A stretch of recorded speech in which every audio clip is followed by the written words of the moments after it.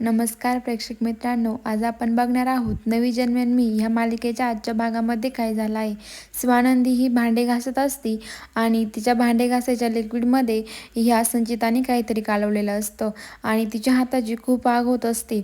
तिला तिथे जेसीचा फोन येतो आणि ती म्हणते, स्वानंदी फोन का उचलत नाहीये.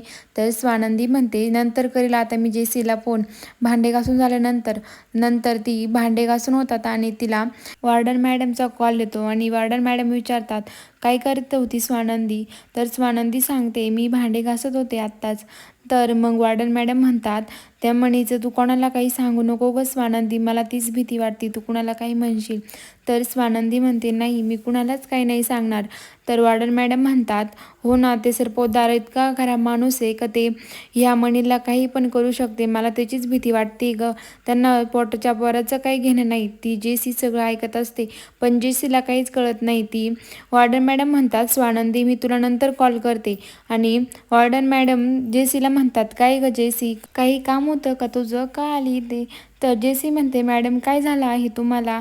तर स्वानंदी का आली होती रात्री. तर वॉर्डन मॅडम सांगतात, अगं माझं थोडं दुखत होतं ना त्यामुळं मी स्वानंदीला बोलवलं होतं. जेसी म्हणते, मग मलाच बोलवायचं ना तुम्ही, स्वानंदीला कशाला बोलवलं, मी आले असते ना.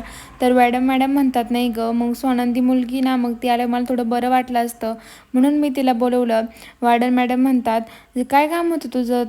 तर वॉर्डन मॅडमला जेसी म्हणते, काही नाही, अशीच आले होते मी तुमच्याकडे, स्वानंदी फोन उचलत नव्हते ना त्यामुळं. तर मग इकडे ही स्वानंदीच्या हाताची खूप आग होत असते.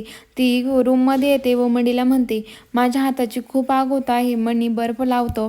तर मग स्वानंदी म्हणते, मी तुमच्या आवडीची सकाळी भाजी केली होती ती नेली नाही तुम्ही रागामध्ये आणि आता कशाला मी तुमचा बर्फ लावू हाताला.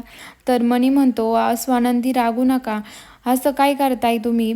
अहो मला थोडा राग आला होता पण आता आहे ठीक. तर काय झालं तुमच्या हाताला. तर मग स्वानंदी म्हणते, मी किचनमध्ये भांडे घासताना ते साबणमध्ये काहीतरी असेल त्यामुळे माझ्या हाताची आग होत आहे. तर मणी म्हणतो, किती जखमा झाल्यात त्या हाताला, थांबा. तिथे संचिता होती का. तर स्वानंदी काहीच नाही बोलत. तर मग मणी म्हणतो, खरं सांगा तिथे संचिता होती का. तर स्वानंदी म्हणते, हो होती ना. तर मग मणी स्वानंदीला उडतच संचिताकडे घेऊन जातो आणि संचिताला आवाज देतो. संचिताला म्हणतो, संचिता काय केलंय तू, ह्या स्वानंदीच्या हाताला काय झालं.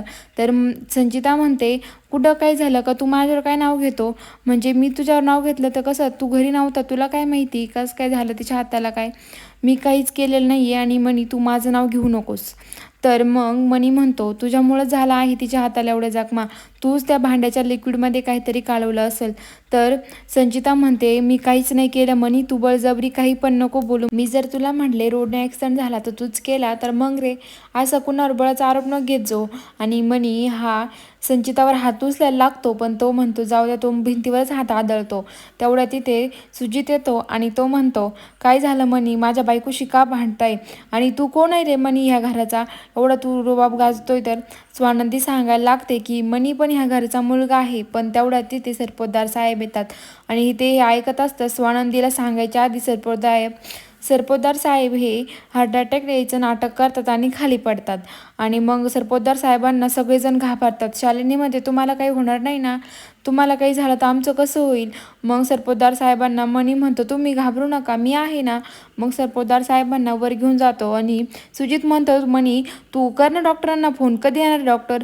तर तेवढ्या तिथे डॉक्टर येतात आणि सुजित म्हणतो, जर माझ्या बाबाला काही झालं ना मग तुम्हाला सांगतो डॉक्टर.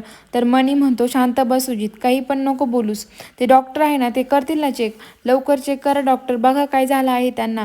मग डॉक्टर सरपोतदार साहेबांना चेक करतात. ते म्हणतात, काही नाही, नॉर्मल आहे, एवढं घाबरण्यासारखं काहीच नाही.